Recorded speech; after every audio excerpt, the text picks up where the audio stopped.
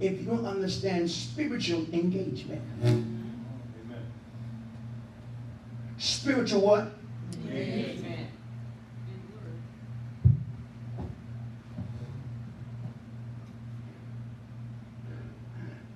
There have been those who have entered the Christian race and never understood the rules of engagement on their opponent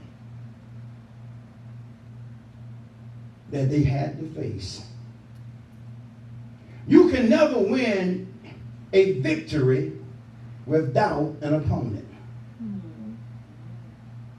or a test.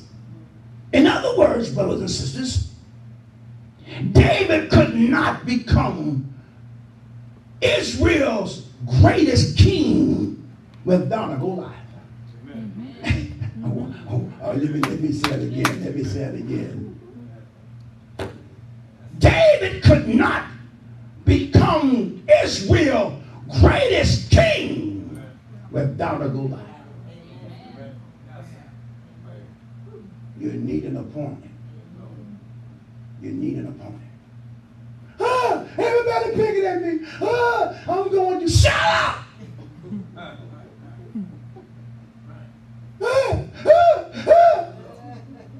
Spiritual sessions. Shut up. They talking about me. Woo. That's all they doing? Man, you ahead of the game. They're talking about, they ain't put their hand on you. Because it may come to that. They see, can you turn the other cheek? Israel, David could not have become Israel's greatest king without his Goliath. Elijah couldn't have not gone down in history as the greatest prophet without defeating, first of all, 450 false ones. Y'all not gonna talk to me. You got to have an opponent. Somebody shout glory. You're in the race and you're trying to win it. Gideon, Judges 6 and 12, could not have become a mighty man of valor without first defeating his enemy, the Midianites.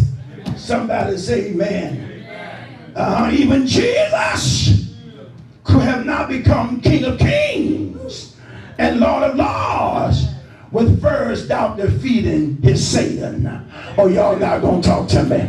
Every child of God has an opponent.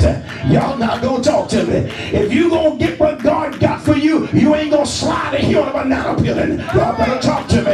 It's gonna take some strategies. It's gonna take some warfare.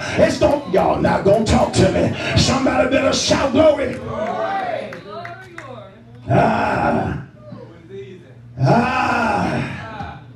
So whatever or whoever the giant is that's coming against you, this spirit of opposition, and the reason that your opponent is coming against you, Brother Ardula, is because he thinks he can win. Amen. Oh, wow. The reason your opponent see that you're worthy to come against you is because he thinks he can win. Amen.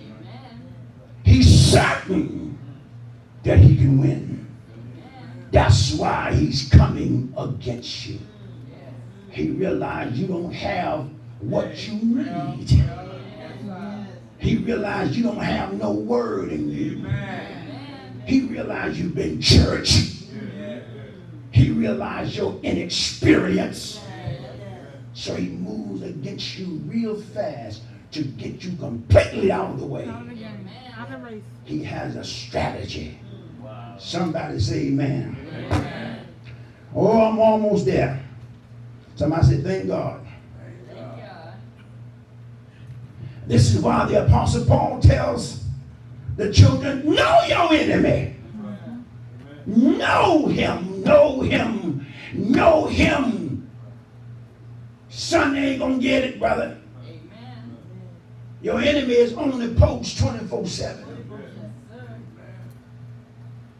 Y'all not going to talk to me. I feel like I'm at the end of this message already. You got to have an opponent. You got to have an opponent. And your enemy is certain of your defeat. This is why I said earlier that many Christians who enter into the Christian race, their opponent Satan, they have not learned how to engage the rules, use the rules of engagement. Most have not understood the spiritual warfare. Y'all not going to talk to me. That's intact against them. They have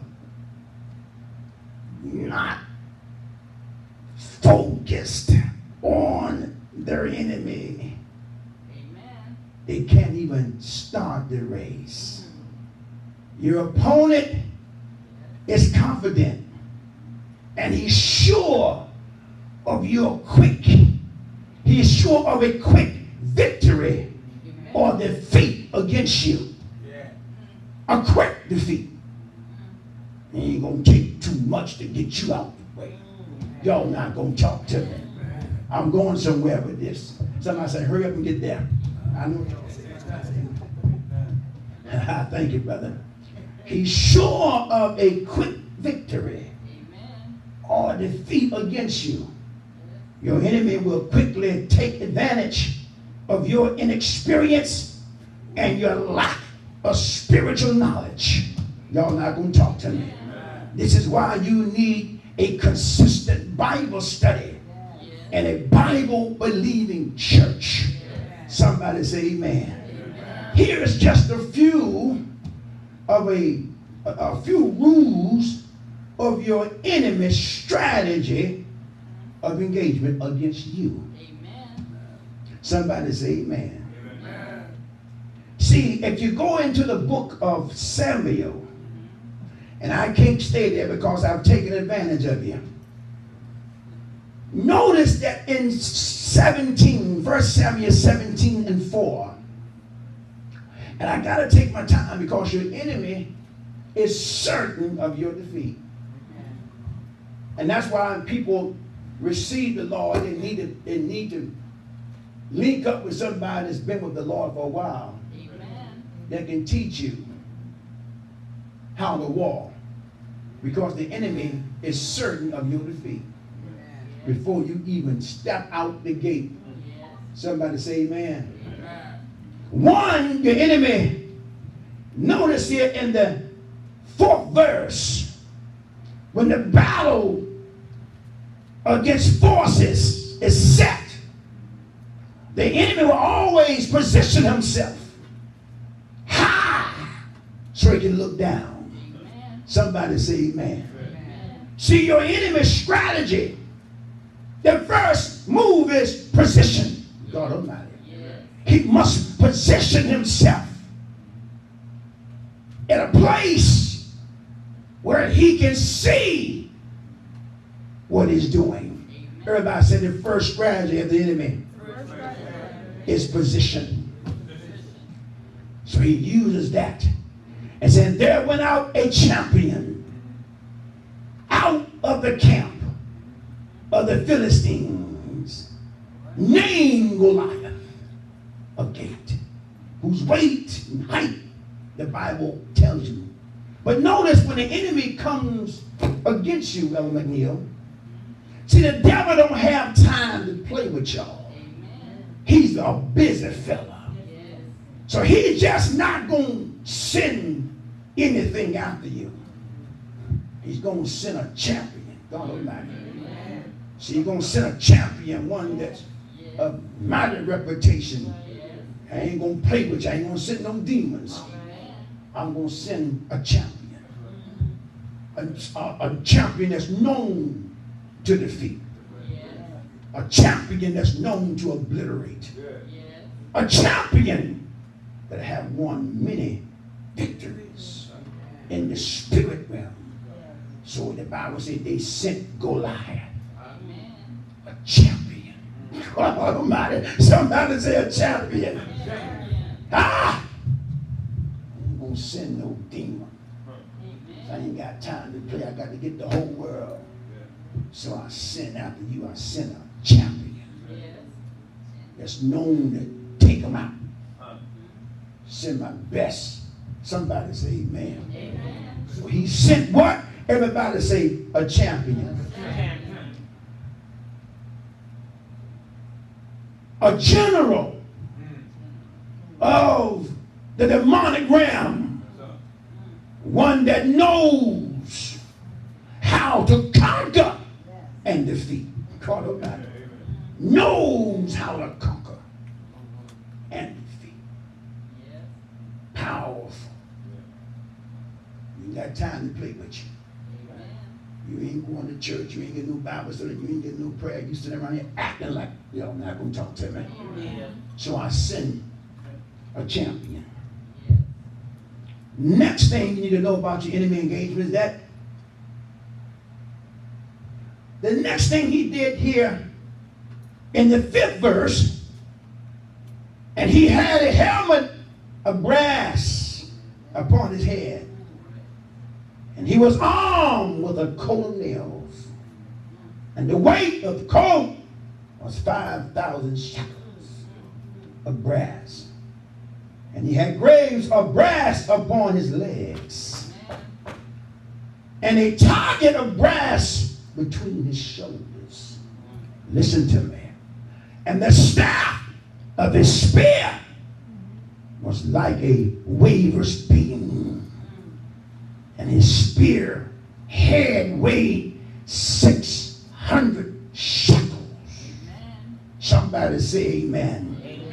Of iron. And one bearing a shield went before him. The next strategy, somebody said the next strategy of engagement of the enemy is intimidation. Intimidation. When they saw him, how he was carrying, how big he was. The Bible says when the children of Israel looked at him so big, they fled. The enemy is, he sent his champion. And his champion is to intimidate you. Somebody say amen. Am I doing all right? Amen. I can't win against cancer. I can't win against divorce. I can't win against this sickness. Send his champion out. Many have died with what I got. I'm just doomed.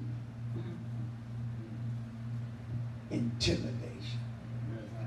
You'll never be healed. Now I'm going to get you one. You're almost out of here. Now, not only is he a champion, not only his job is to intimidate you, make you feel insignificant. His next weapon was his voice. God Almighty. Wow, look at here. Your enemy, next move is intimidation. Notice his armor. That's enough to intimidate anybody.